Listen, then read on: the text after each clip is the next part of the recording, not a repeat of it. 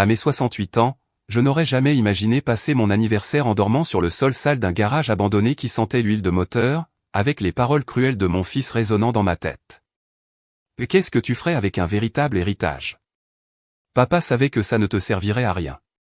Cette nuit-là, les larmes aux yeux et la main tremblante, j'ai tourné une clé rouillée dans la serrure, sans savoir que cette porte cachait le plus grand secret de mon mari. Mais avant de continuer, regarde si tu es déjà abonné à la chaîne et écris en commentaire d'où tu regardes cette vidéo. Nous aimons savoir jusqu'où arrivent nos histoires.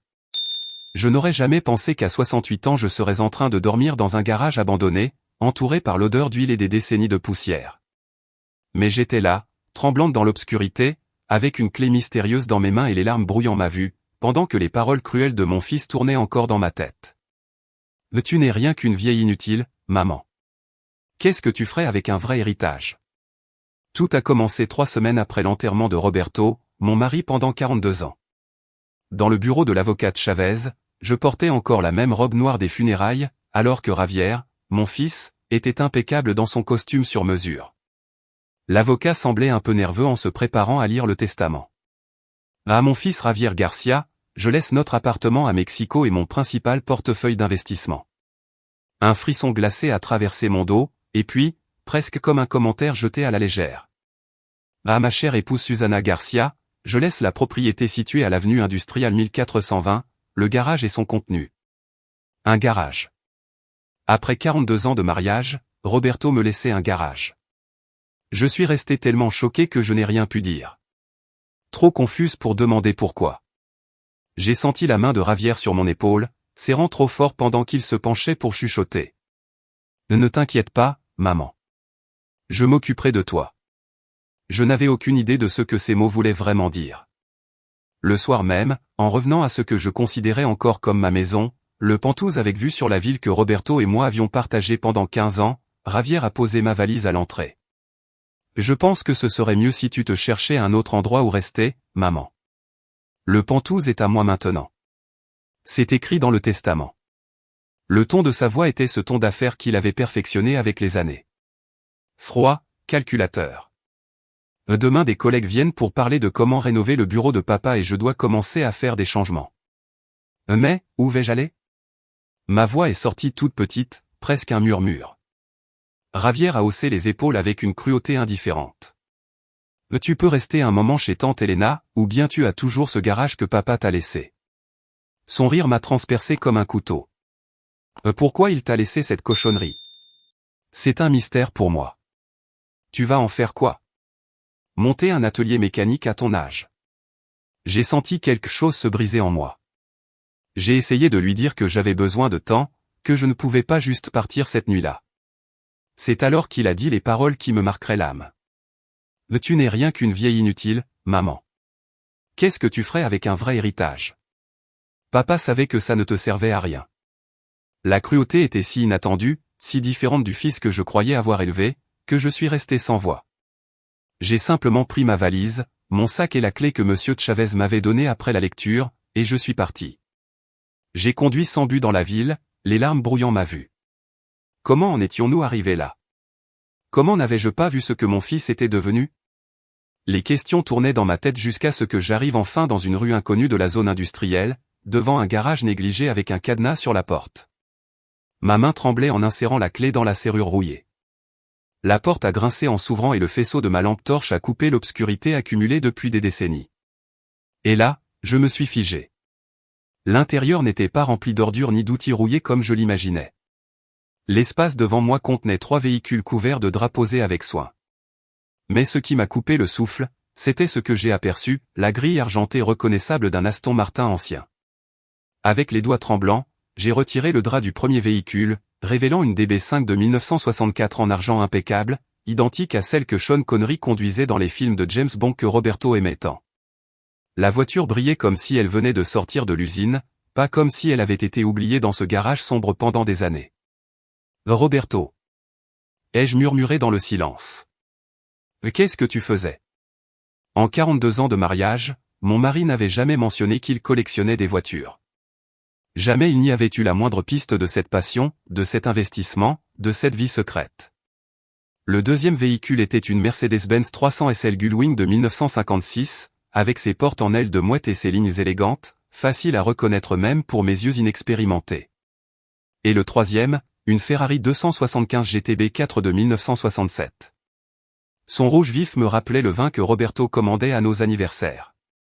Chaque voiture avait une chemise en cuir avec des documents, titres de propriété et registres d'entretien. Même sans être experte, je savais que ce n'étaient pas seulement de belles voitures, mais des trésors de musée d'une valeur inestimable. C'est alors que j'ai vu une enveloppe collée au mur avec mon nom écrit dans l'écriture inconfondible de Roberto. À côté, il y avait un interrupteur qui, une fois allumé, révéla que ce n'était pas un garage ordinaire. L'endroit était professionnellement équipé avec système de climatisation, sol spécial et système de sécurité. Ce n'était pas un bâtiment abandonné, mais un sanctuaire automobile soigneusement planifié. Je me suis assise sur un fauteuil en cuir trouvé près du mur, l'enveloppe lourde entre mes mains. Le cœur battant, je l'ai ouverte et commencé à lire. Ma très chère Susanna, si tu lis ceci, c'est que je ne suis plus là et que tu as découvert ce que je considère comme mon dernier cadeau pour toi. Les premiers mots de Roberto m'ont fait trembler les mains. J'ai respiré profondément et j'ai continué. D'abord, je dois te dire que je suis désolé pour le choc et la confusion que tu dois ressentir. Le secret n'était pas pour te blesser, mais pour protéger ce que je préparais pour ton avenir. Une larme a roulé sur ma joue. Roberto m'avait toujours protégé, mais je n'aurais jamais imaginé à quel point. Il y a 6 ans, quand j'ai reçu le diagnostic, les médecins m'avaient donné un maximum de 5 ans. J'ai gagné une année de plus, mais je savais que notre temps ensemble était limité et je devais m'assurer que tu serais bien après mon départ. Je me suis arrêté de lire pour retenir mes larmes. Le diagnostic d'insuffisance cardiaque progressive avait été terrible. Mais Roberto en parlait toujours à la légère en disant que nous avions encore du temps. Jamais je n'aurais pensé qu'il planifiait son adieu depuis le début. Je sais que tu dois te demander à propos du testament, pourquoi j'ai laissé notre maison à Ravière au lieu de toi. Crois-moi, cette décision m'a coûté plus de nuits blanches que ma santé. Mes mains tremblaient tellement que j'ai dû poser la lettre par terre un instant. Ces 10 dernières années, j'ai vu notre fils changer. Le jeune ambitieux que nous avons élevé est devenu autre chose, plus dur et calculateur que je ne l'aurais voulu. La vérité, c'est que j'avais peur de ce qui t'arriverait si je vous laissais tout à tous les deux, ou même si je partageais équitablement. Ravière aurait trouvé un moyen de contrôler les biens, d'administrer ta part pour ton bien, comme il le dirait. Une larme est tombée sur le papier, tachant un peu l'encre. J'ai vu comment il te parle quand il croit que je n'écoute pas, comment il ignore tes avis et tes besoins. Je n'avais jamais réalisé que Roberto avait remarqué ces choses. Moi, je trouvais toujours des excuses au comportement méprisant de Ravière, me disant qu'il était juste occupé, stressé par son travail. Alors j'ai fait exprès cette division de l'héritage. Ravière a reçu ce qu'il verra comme la partie précieuse, le penthouse, les investissements visibles, les symboles de statut. Mais ce que tu vois maintenant, mon amour, c'est la vraie richesse. Ces 3 voitures valent à elles seules environ 12 millions. 12 millions. J'ai regardé les 3 machines silencieuses, leur surface brillante reflétant les lumières du plafond. Ça ne pouvait pas être vrai. Les documents confirmeront qu'elles sont originales et tu trouveras les coordonnées de Carlos Del Bosque, mon concessionnaire et conseiller de confiance pour ces achats. Il pourra t'aider selon ce que tu décideras de faire avec elles. J'ai continué à lire chaque mot qui révélait davantage le plan bien pensé de Roberto. Mais les voitures ne sont qu'un début. Dans le coffre-fort derrière notre photo à San Miguel de Allende le code et notre anniversaire tu trouveras les documents de plusieurs propriétés d'investissement que j'ai achetées ces 6 dernières années, toutes placées dans une fiducie transférée à ton nom après ma mort. Tu trouveras aussi des informations sur des comptes bancaires qui t'assureront une vie confortable pour le reste de tes jours. Je me suis levé sans trop d'équilibre et j'ai marché jusqu'à la photo encadrée au mur. Roberto et moi, dans la rue Aldama, riant pendant qu'un musicien de rue nous jouait une sérénade lors de notre voyage de 35 ans de mariage. Le coffre-fort s'est ouvert avec un clic doux en entrant la date de notre anniversaire. À l'intérieur, j'ai trouvé un gros dossier et plusieurs clés USB étiquetées. Le document principal s'appelait « Inventaire complet des biens pour Susanna Garcia ».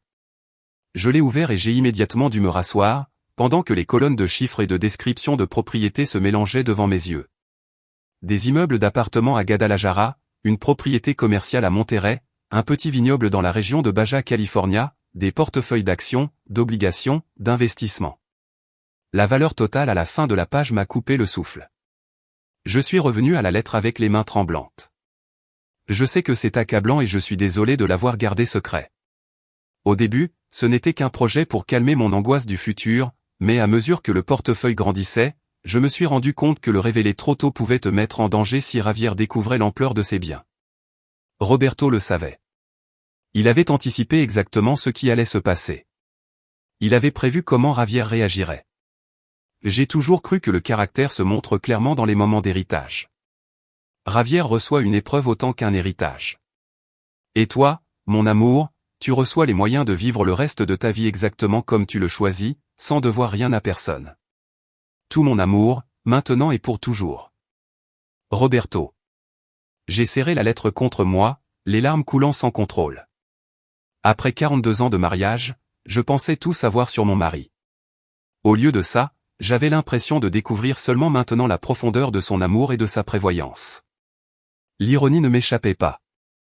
Quelques heures plus tôt, mon fils m'avait chassé de ce que je croyais être ma maison, m'appelant « vieil inutile », tout en pensant qu'il avait hérité de la vraie richesse. Comme il se trompait sur toute la ligne. J'ai passé cette première nuit sur un canapé en cuir que j'ai découvert dans un petit bureau à côté. Au matin, j'ai compris à quel point Roberto avait tout prévu.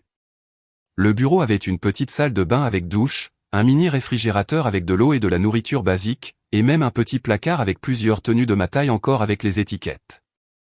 La lumière du jour a montré que le garage n'était pas un lieu abandonné, mais une installation rénovée avec soin. Ce qui paraissait négligé de l'extérieur était un piège volontaire, cachant les trésors à l'intérieur. Après un simple petit déjeuner, j'ai appelé le numéro de Carlos Del Bosque que Roberto avait laissé dans sa lettre. Il a répondu à la deuxième sonnerie. Madame Garcia, j'attendais votre appel. D'abord, acceptez mes condoléances pour votre perte. Roberto n'était pas seulement un client, mais un ami. 2 heures plus tard, un homme élégant d'une 60aine d'années est arrivé. Carlos Del Bosque ressemblait exactement à ce que sa voix laissait imaginer, cheveux gris, impeccablement vêtu d'une veste en tweed avec des coudières en cuir.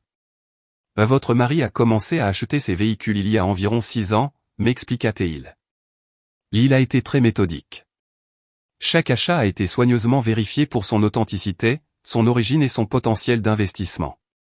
Mais pourquoi des voitures, demandai-je, encore en train d'essayer de relier cette passion à l'homme que je croyais connaître par cœur. Carlos sourit gentiment. Une fois, il m'a expliqué que les voitures étaient des biens que l'on pouvait toucher, elles étaient belles et elles apportaient de la joie rien qu'en les regardant. Contrairement aux actions ou obligations, elles pouvaient être appréciées de plusieurs façons, comme de l'art, comme des merveilles d'ingénierie, comme des objets historiques et comme investissement.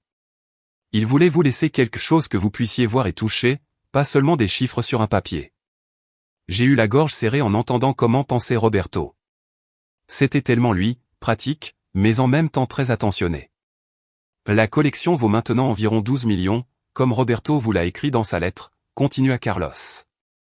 Mais sa valeur a augmenté constamment. Ces modèles, en particulier, sont considérés comme les meilleurs investissements dans le monde des voitures de collection. Et que dois-je en faire, demandai-je. Ce que vous voulez, Madame Garcia. Vous pouvez les vendre séparément ou en collection. Vous pouvez les garder comme investissement ou même les conduire, même si ça réduit un peu leur valeur. Il n'y a aucune urgence à décider. Roberto a payé le stockage et l'entretien sécurisé pour les 5 prochaines années. J'ai passé les jours suivants à parcourir les documents que Roberto avait laissés, comprenant peu à peu l'ampleur de ses mouvements financiers secrets. En plus des voitures, il avait constitué une impressionnante collection de biens et d'investissements générant de l'argent, tous organisés pour être transférés à mon nom sans problème après sa mort. Un document en particulier attira mon attention, les titres d'une maison modeste mais très jolie à Playa del Carmen, une ville balnéaire que nous avions visitée plusieurs fois au fil des années et que nous avions toujours aimée. Selon les papiers, Roberto l'avait achetée il y a 4 ans, déjà meublée et prête à vivre. J'avais une maison. Une vraie maison. Pas seulement ce garage, aussi précieux soit-il. À la tombée de la nuit, mon téléphone sonna. Le numéro de Javier apparut à l'écran. J'ai hésité, mais j'ai répondu. « Maman, tu es où ?» Sa voix montrait de l'agacement plutôt que de l'inquiétude. Tante Elena dit qu'elle n'a pas eu de nouvelles. « Je vais bien, Javier » ai-je répondu en gardant une voix calme. J'ai trouvé un endroit où rester. Bien. J'ai besoin que tu viennes chercher le reste de tes affaires aux Pentouzes. Les décorateurs vont commencer à travailler demain et ils ont besoin que tout soit sorti. Aucune excuse, aucun mot sur sa cruauté, seulement plus d'exigence et de mépris. D'accord, dis-je. Une étrange sérénité m'envahit. Quand ça t'arrange? Demain matin, avant 9 heures. J'ai des réunions toute la journée. J'ai pensé aux documents étalés devant moi, preuve de l'amour profond et du soin de Roberto. J'ai pensé à mon fils capable de jeter sa mère dehors sans remords parce qu'elle était un fardeau. Et j'ai pris une décision. J'y serai, ai-je dit. Le lendemain, je suis arrivé aux Pentouzes exactement à 8h45, soignant mon apparence. J'ai porté une des tenues neuves du placard du garage, un simple mais élégant tailleur pantalon bleu marine qui m'allait parfaitement. Ravière a ouvert la porte, son téléphone à la main. À peine m'a-t-il regardé en entrant. L'endroit avait déjà changé, plus vide, plus froid. Il manquait plusieurs de mes objets de décoration et les photos de famille dans le couloir avaient disparu. Enfin, dit-il, j'ai emballé la plupart de tes affaires personnelles. Les décorateurs seront là à 9h30, donc il faut qu'on fasse vite. Pas un bonjour, pas une question sur l'endroit où j'avais passé la nuit après qu'il m'ait jeté de chez moi. Seulement sa hâte pour ses projets. Bonjour à toi aussi, Ravière, répondis-je. Ma voix plus ferme que je ne l'attendais. Je vois que tu as déjà commencé à décorer. Il haussa les épaules en me guidant vers la chambre principale où plusieurs cartons étaient empilés. Pas la peine d'attendre. L'endroit a besoin d'une rénovation complète pour valoir plus. Pour valoir plus, répétai-je. Tu comptes le vendre? À un moment donné, oui. C'est trop grand pour une seule personne et le marché est bon maintenant. Je pense le rénover, en profiter 1 an ou 2 et ensuite le vendre pour gagner beaucoup. Le mépris désinvolte pour la maison que Roberto et moi avions construite ensemble me blessa, mais je me contentais d'acquiescer. Je vois. Et les affaires de Roberto? Ravière désigna vaguement d'autres cartons dans le coin. J'ai gardé sa Rolex et sa collection de boutons de manchette. Le reste, c'est juste des vêtements et des vieilleries. Tu peux prendre ce que tu veux, le reste ira à la charité. Des vieilleries, répétai-je à voix basse, en m'approchant des cartons. Dans le premier, j'ai trouvé les livres que Roberto adorait, sa collection de stylos plumes anciens, le pull que je lui avais offert le Noël dernier, qui sentait encore son odeur. Chaque objet était une partie de l'homme que j'avais aimé, maintenant considéré comme inutile par notre fils. J'ai commencé à fouiller les cartons avec soin, mettant de côté les choses qui avaient de la valeur pour moi, tandis que Ravière marchait impatiemment, regardant sa montre toutes les quelques minutes. Mais tu ne peux pas te dépêcher. Il a finalement lâché. Ce ne sont que des choses, maman.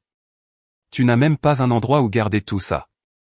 Je l'ai regardé, voyant vraiment l'homme que mon fils était devenu, beau comme son père, mais sans la chaleur ni la compassion de Roberto dans les yeux. Si, j'ai un endroit, ai-je dit calmement, et je vais prendre le temps dont j'ai besoin.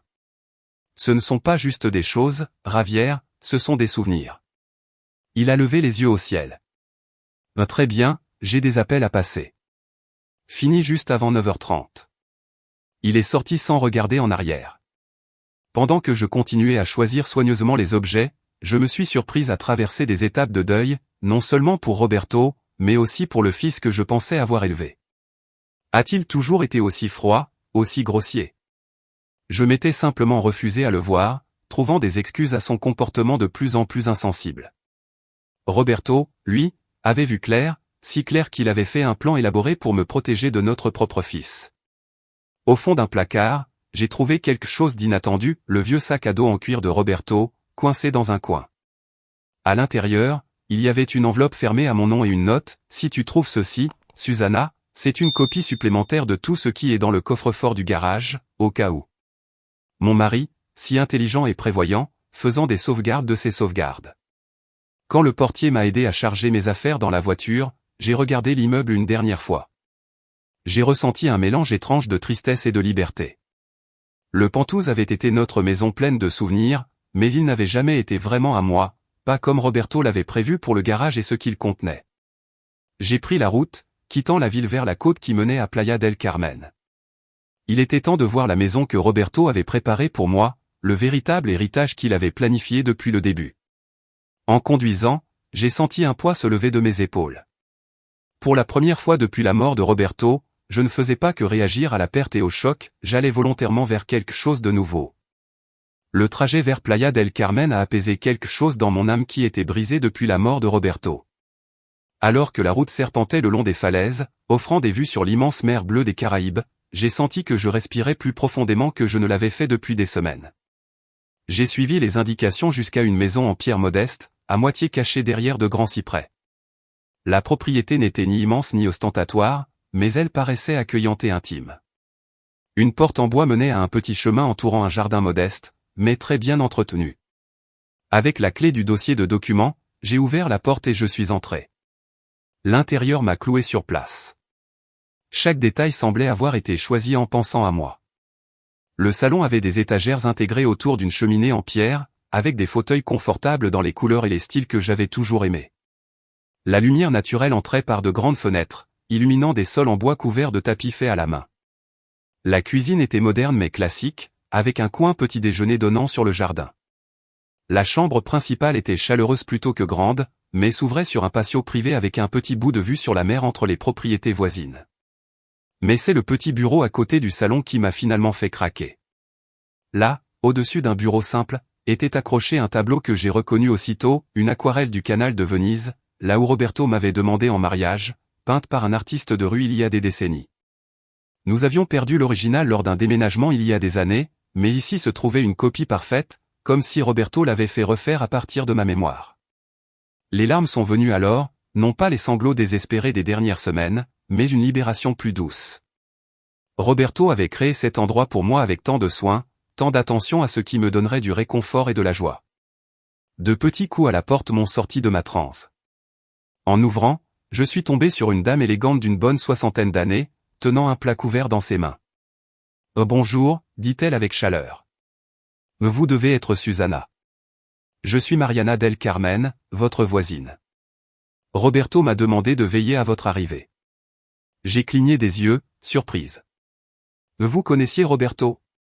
Elle a hoché la tête en me tendant le plat. « Il est venu plusieurs fois ces dernières années pour préparer la maison. Je fais partie des rares personnes qui connaissaient son plan. Il m'a fait promettre de ne pas vous contacter avant que vous ne veniez prendre possession du lieu. » Autour d'un thé dans la cuisine, Mariana m'a partagé des détails qui ont comblé encore des vides dans ma tête. Roberto était très méticuleux pour bien faire les choses, expliqua-t-elle. Il apportait des photos de votre maison en ville pour essayer de capturer votre style tout en créant quelque chose qui correspondrait ici, à Playa del Carmen. Je n'avais aucune idée qu'il faisait tout ça, ai-je avoué. Il l'a gardé totalement secret. Mariana acquiesça, pensive. Il me l'a mentionné. Il a dit que c'était pour votre protection, même s'il ne m'a pas donné plus de détails. Elle m'a regardé avec une gentillesse directe.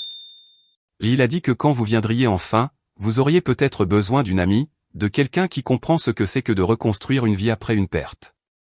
Dans les jours suivants, je me suis installé dans une routine tranquille, découvrir la ville, rencontrer d'autres voisins, et rentrer chaque soir dans la maison qui se sentait chaque jour un peu plus comme la mienne. Au 4e jour, mon téléphone a sonné avec le numéro de Ravière. J'ai hésité avant de répondre. « Maman, tu es où ?» Sa voix avait la même note d'impatience. « Tante Elena dit que tu n'es pas chez elle. »« Je prends du temps pour moi, Ravière, » ai-je répondu.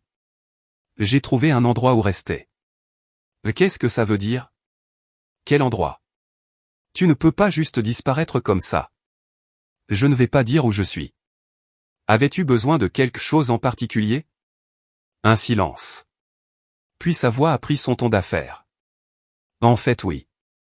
J'ai examiné les papiers de Papa Plus en profondeur et j'ai trouvé des références à des investissements supplémentaires qui n'étaient pas dans le testament.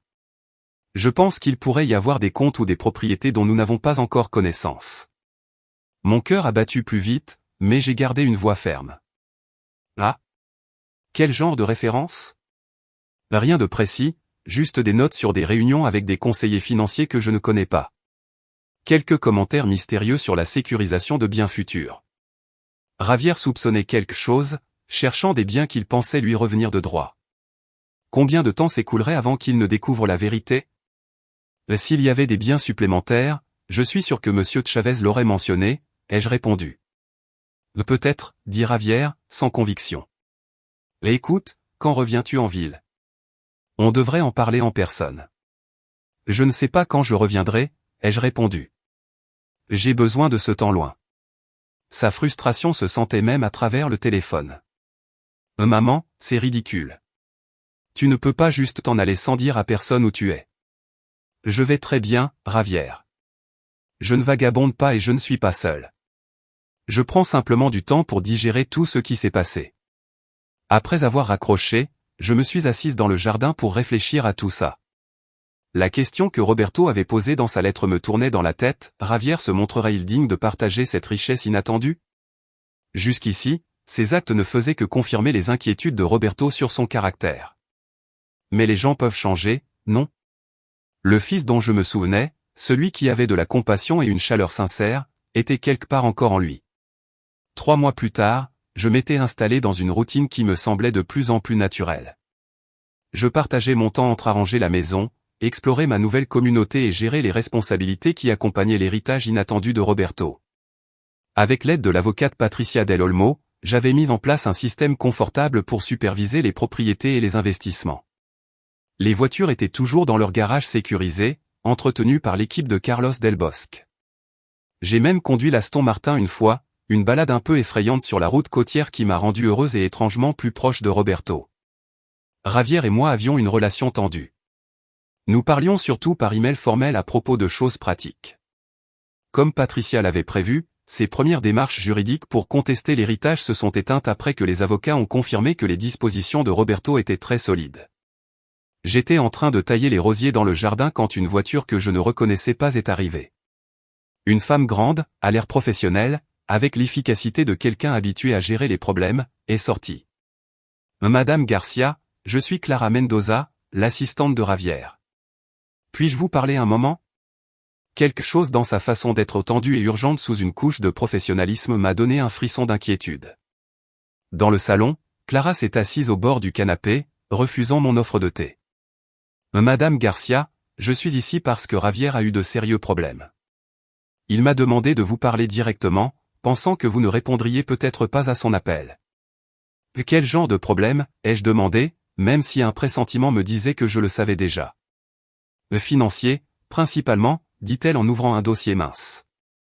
Les coûts de rénovation du Penthouse ont presque doublé le budget. Il y a eu des problèmes structurels imprévus, ce qui a nécessité un investissement supplémentaire important. Ça ne m'a pas surprise. Roberto avait mentionné l'infrastructure vieillissante de l'immeuble il y a des années, bien que ses suggestions d'entretien aient été ignorées comme des dépenses inutiles. En même temps, continua Clara, l'investissement principal de Ravière a échoué. Il avait mis beaucoup d'argent dans un projet de construction qui a rencontré des problèmes de permis. Les détails sont compliqués, mais en gros il subit de lourdes pertes avec très peu de liquidités. Je vois, dis-je en gardant mon visage sérieux. Et en quoi cela me concerne-t-il? Clara bougea, mal à l'aise. Madame Garcia, pour être franche, Ravière a besoin d'aide financière. Il sait que vous avez les ressources pour l'aider à éviter la faillite et à perdre le Penthouse. Voilà, la demande que j'attendais depuis notre dispute 3 mois plus tôt. Pas d'excuses, pas de tentative de réconciliation, juste une demande d'argent, livrée par une intermédiaire pour éviter la honte de demander directement. Ravière a-t-il pensé à vendre le Penthouse, demandai-je. Même à moitié rénové, il couvrirait probablement ses dettes. Il a exploré cette option, admit Clara. Malheureusement, dans son état actuel, la propriété se vendrait à perte. De plus, il y a des complications avec certains entrepreneurs. En d'autres termes, Ravière s'était probablement disputé avec l'équipe de construction à cause de son caractère ou parce qu'il ne les avait pas payés. Je vous remercie d'être venu m'expliquer la situation, dis-je après un moment. Dites à Ravière que j'ai entendu ça demander que je vais y réfléchir.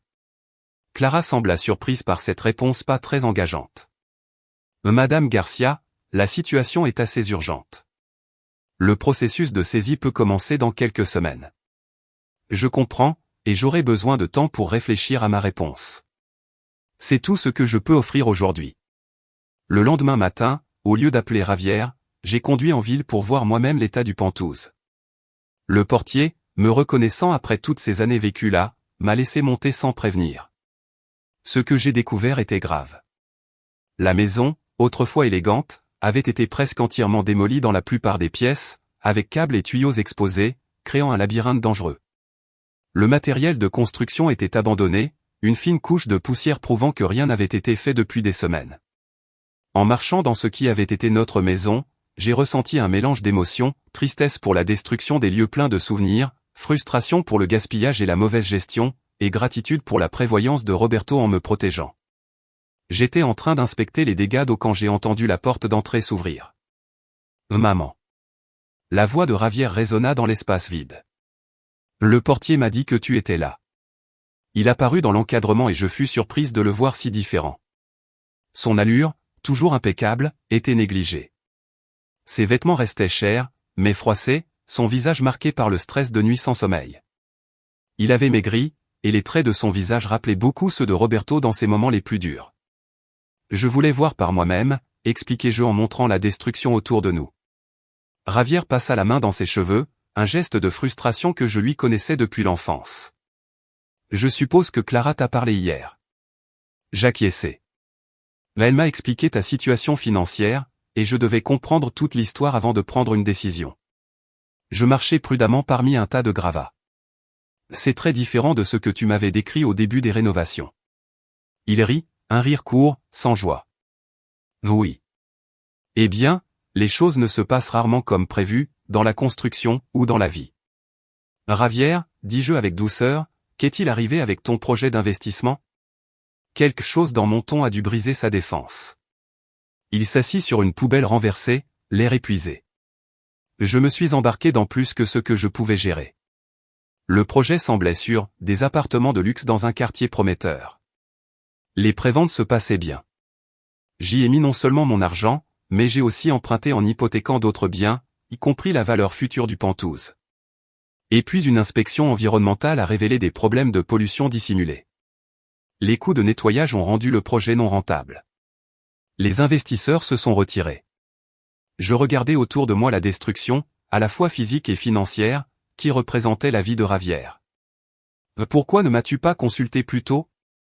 Avant que les choses n'arrivent à ce point. Son visage se durcit. Après notre dernière conversation, après avoir appris ce que papa avait fait et ton rôle dedans, j'imagine que c'était de l'orgueil ou de l'entêtement. Les traits de la famille Garcia, admis-je doucement. Deux moteurs puissants. Puis Javier dit, en essayant de paraître détendu. As-tu déjà pris ta décision sur le fait de m'aider? Je le regardai droit dans les yeux. Je suis prête à t'aider, Javier, mais pas sans condition, et pas simplement en t'écrivant un chèque pour payer tes dettes. Un mélange de soulagement et de fatigue passa sur son visage. Quelles conditions? Nous devons en parler sérieusement, répondis-je en marchant vers la porte. Pas ici, entouré de preuves de décisions prises à la légère. Viens à Playa del Carmen demain. Parlons de la façon d'avancer. Pas seulement pour régler ton problème immédiat, mais aussi les causes. Il sembla vouloir discuter, insister pour une réponse immédiate, mais la nécessité l'emporta sur l'orgueil. D'accord, demain. Javier arriva à la maison exactement à l'heure convenue, le lendemain à 11h du matin, son apparence nettement plus soignée que la veille, un effort, supposai-je, pour montrer un contrôle qu'il n'avait plus vraiment. J'avais passé la matinée à me préparer, pas seulement mentalement mais aussi physiquement, arrangeant soigneusement la maison pour notre conversation. Tu as une belle vue, dit-il avec raideur pendant que je l'emmenais au patio arrière, où j'avais mis des fauteuils confortables et un déjeuner léger. Ton père a bien choisi, ajouta-t-il. Je suis d'accord, répondis-je. Il se souvenait de combien j'aimais la côte. Le visage de Javier se crispa à la mention de Roberto, mais il ne dit rien en s'asseyant. Le patio donnait sur un petit jardin bien entretenu qui descendait doucement, laissant entrevoir des morceaux de la mer des Caraïbes entre les maisons voisines. L'ambiance était calme, privée et neutre pour la conversation difficile que nous allions avoir. Après avoir servi du thé glacé à nous deux, je me tournai vers mon fils et le regardai directement.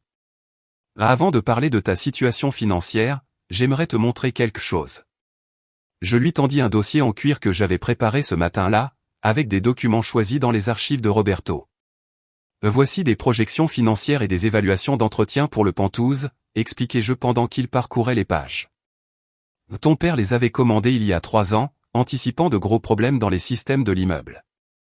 Les calculs correspondent beaucoup à ce que tu as découvert pendant les rénovations. Javier fronça les sourcils. Papa n'a jamais rien dit de tout ça. Il a essayé, corrigeai-je doucement. Plusieurs fois, tu as ignoré ses inquiétudes, disant qu'il était trop prudent, que c'était des dépenses inutiles. Il t'a montré ses rapports lors de sa dernière visite de Noël, avant son diagnostic. Un éclair de reconnaissance passa sur son visage. La fameuse évaluation de l'immeuble qu'il rejetait toujours au dîner, la même. Je bus une gorgée de mon thé. Roberto n'était pas seulement prudent, il essayait de te préparer à la situation que tu affrontes maintenant. Javier posa le dossier sur le côté. Sa mâchoire se tendit. Si tu m'as amené ici juste pour me dire papa te l'avait dit. Non, l'interrompis-je. Je pose le contexte pour ma décision de t'aider. Roberto a vu cela venir. Pas seulement les problèmes de l'immeuble, mais le schéma de décision qui t'a mené à ta crise actuelle. Et quel schéma? Son ton était défensif, mais je sentis une véritable confusion en dessous. Prioriser l'apparence au lieu de la réalité, dis-je simplement. Chercher des gains impressionnants plutôt qu'une croissance stable. Ne pas considérer la prudence, en la traitant comme du pessimisme inutile. Je le regardai droit dans les yeux. Les mêmes qualités qui t'ont conduit à mettre ta mère à la porte au lieu de penser à ce dont elle avait besoin, en plus de tes projets. Il eut la décence d'avoir l'air honteux un instant. Je n'aurais pas dû gérer ça comme ça. Je ne suis pas d'accord. Tu n'aurais pas dû. Un silence tomba sur nous, seulement troublé par le bruit lointain des vagues et le chant occasionnel des oiseaux marins. Javier bougea un peu habitué à me voir si direct. Toute sa vie d'adulte, j'avais été celle qui arrangeait la paix, qui adoucissait les choses, qui s'adaptait à ses humeurs. Alors, qu'est-ce que tu me proposes, demanda-t-il enfin. Quelles sont ces conditions pour ton aide? D'abord, transparence totale, répondis-je. Je dois tout voir, tous les comptes, dettes, contrats, engagements. Rien de caché, rien d'omis par commodité. Il hocha la tête, raide. D'accord. Et ensuite? Gestion financière professionnelle à partir de maintenant. Continue. Tu as montré que ton jugement dans ces affaires est affecté par l'impulsivité et l'excès de confiance. Tout argent que je te donnerai sera géré via des fonds avec la supervision appropriée. Son visage s'assombrit. Donc, je vais avoir une allocation comme un enfant, comme quelqu'un qui a fait de graves erreurs financières et qui a besoin d'être protégé le temps de se remettre. Correction, dis-je. Ce n'est pas une punition, Javier. C'est pour protéger l'argent et te protéger toi-même. Et j'imagine que c'est toi qui vas contrôler ces fonds. Non, dis-je, le surprenant. Des administrateurs indépendants, légalement responsables. Je ne cherche pas à contrôler ta vie, seulement à m'assurer que l'aide que je te donne t'aide vraiment à t'améliorer à long terme. Il avala l'idée, clairement partagée entre son besoin désespéré d'aider sa résistance à perdre de l'autonomie. Et le pantouse est toujours à moi. La solution la plus pratique serait de le vendre, dis-je en observant sa réaction. Même dans son état actuel, il couvrirait une part importante de tes dettes. Tu pourrais repartir sur de bonnes bases, peut-être avec un bien plus simple à gérer. Le vendre? L'idée le choqua sincèrement. Mais c'est notre maison de famille, c'est là que papa et toi. C'est un lieu physique, Javier, l'interrompis-je doucement. Un lieu que tu étais impatient de démonter et de transformer il y a quelques mois à peine. Les souvenirs ne sont pas dans les murs. Il se leva brusquement et marcha dans le petit patio. Tu ne comprends pas. Le vendre, ce serait admettre mon échec total. Tout le monde le saurait. Et voilà. Le cœur de sa résistance, non pas l'attachement émotionnel à notre maison, mais la peur de ce que les gens penseraient d'une vente sous pression financière à l'apparence plutôt que ce qui compte vraiment. Encore une fois. Les gens le savent déjà, dis-je calmement. Le chantier est à l'arrêt depuis des mois. Les entrepreneurs ont engagé des procédures pour être payés. Le milieu financier parle de ses affaires. Il cessa de marcher, les épaules tombantes. J'ai vraiment tout gâché, hein? La vulnérabilité dans sa voix me surprit. Pour la première fois depuis la mort de Roberto, je vis mon fils derrière sa carapace, perdu et enfin face aux conséquences d'années à privilégier l'apparence. Pas tout, dis-je. Ma voix s'adoucit. Mais tu as créé un problème sérieux qui demandera des changements tout aussi sérieux pour le résoudre. Javier se rassit, soudain épuisé. Alors, Qu'est-ce que tu m'offres exactement? Un chemin structuré pour avancer, répondis-je. Je vais créer un fonds qui paiera tes dettes les plus urgentes et évitera la faillite. Nous engagerons des professionnels pour terminer les rénovations ou préparer le Penthouse à la vente selon ce qui aura le plus de sens après évaluation. Et en échange, tu acceptes une supervision financière pour une durée définie. Tu travailleras avec un conseiller sur ce qui t'a réellement mené à cette situation et... Je marquai une hésitation, puis repris avec fermeté. Tu fais amende honorable pour la façon dont tu m'as traité après la mort de ton père. Son regard croisa le mien. Faire amende honorable? Qu'est-ce que ça veut dire exactement? Reconnaître le mal que tu as fait. Comprendre que les relations ont des conséquences, tout comme les décisions financières. Je me penchai un peu. Ravière, je ne t'offre pas mon aide comme une simple affaire. Je te l'offre comme une mère qui croit que son fils peut être meilleur que ce que son comportement récent laisse penser.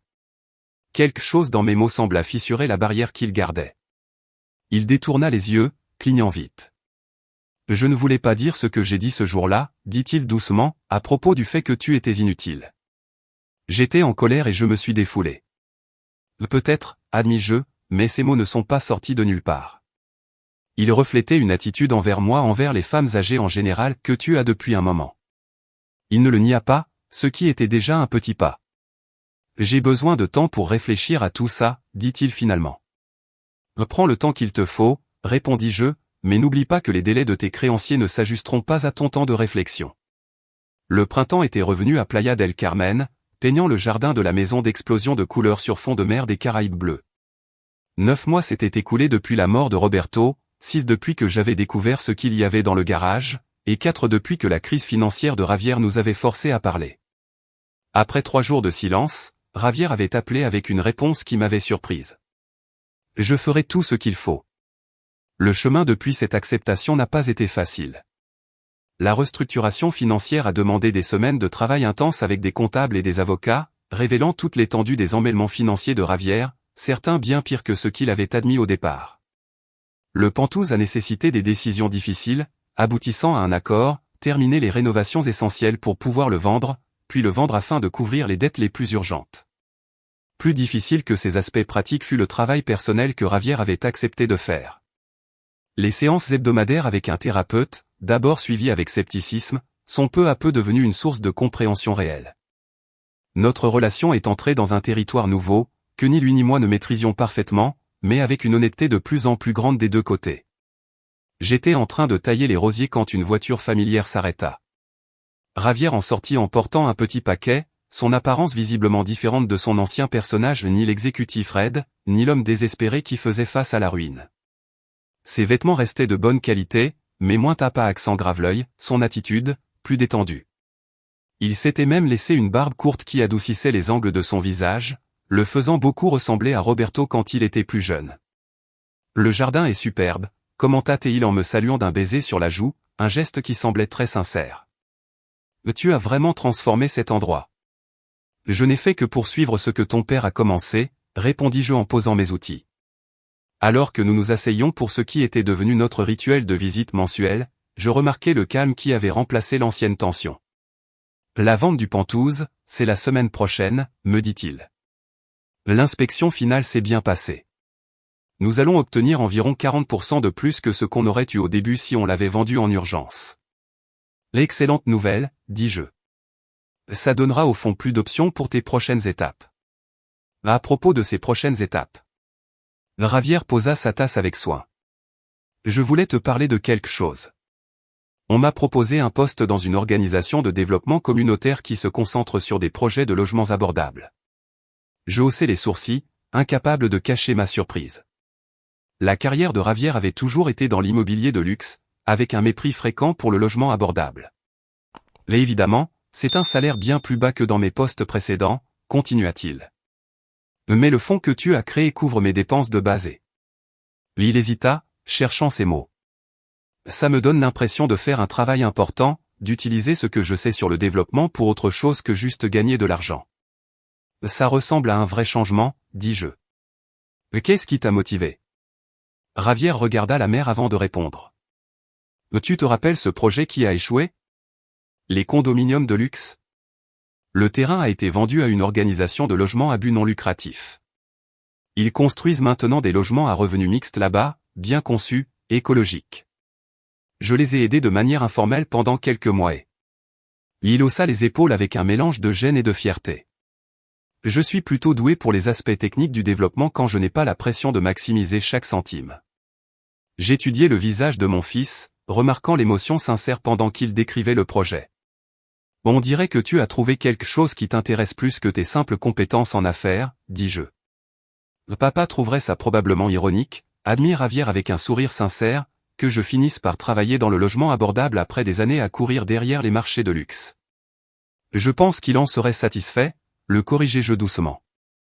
Il a toujours admiré les compétences utilisées pour des objectifs qui ont de la valeur. Javier acquiesça. Puis il prit le paquet qu'il avait apporté. En parlant de papa, c'est en partie pour ça que je l'ai amené. En nettoyant le Penthouse, nous avons trouvé quelques affaires que je pense que tu devrais avoir. Dans le paquet se trouvait une petite boîte en bois que je reconnus immédiatement, la collection de boutons de manchette et de pinces à cravate de Roberto, que Javier avait gardé au début.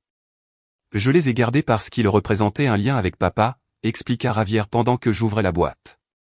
Mais je me suis rendu compte récemment que ce ne sont que des objets. La vraie connexion avec lui n'est pas dans les possessions. Sous les boutons de manchette, il y avait autre chose, une petite pochette en velours contenant mon alliance originale, celle que je croyais perdue dans le chaos du Penthouse.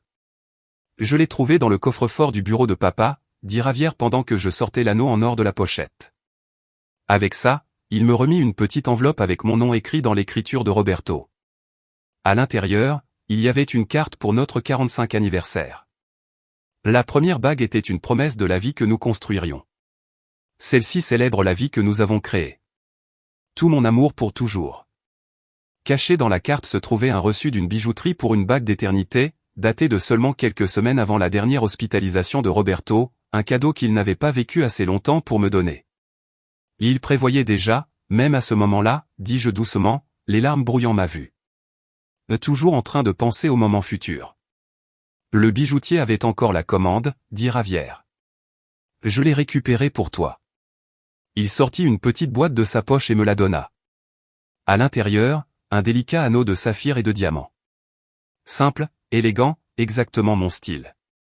Les pierres captaient la lumière du printemps, projetant des prismes qui dansaient sur la table du patio. Oh, Roberto, murmurai-je en glissant la bague à mon doigt, à côté de mon alliance originale. Elle se complétait parfaitement, l'or simple du début, les pierres précieuses d'un chemin déjà parcouru. Javier regarda en silence, me laissant vivre ce moment de connexion avec son père. Quand je levai enfin les yeux vers lui, je vis quelque chose dans son visage que je n'avais pas vu depuis des années, une douceur, un respect qui ne s'accompagnait pas d'impatience. En se préparant à partir, Javier s'arrêta à l'entrée du jardin. Je voulais te demander. Qu'est-il advenu de ces voitures, celles du garage que papa t'a laissé? Je souris, me rappelant ma récente conversation avec Carlos. Je vais garder l'Aston Martin. Roberto aurait adoré savoir que parfois je le conduis sur la côte. Les autres vont être vendus, et l'argent sera partagé entre une fondation qui soutient l'éducation financière et un fonds pour tes futurs enfants, si tu en as. Si j'en ai. Répéta Javier pensif. C'est optimiste. Ton père a toujours été un optimiste au fond, répondis-je. Derrière ses plans pratiques, il croyait que les gens peuvent grandir, devenir une meilleure version d'eux-mêmes si on leur en donne l'occasion. Ce soir-là, je conduisis l'Aston Martin sur la route côtière, le moteur puissant rugissant pendant que je franchissais des virages que Roberto ne m'avait jamais vu prendre. Le coucher de soleil transforma la mer en or liquide, tandis que mes mains, ornées de l'anneau simple du début et du cercle de pierres précieuses de la conclusion, tenaient le volant avec une confiance nouvelle. Tu avais raison, dis-je à voix haute à la mémoire de Roberto. Ma voix portée par le vent, sur tant de choses.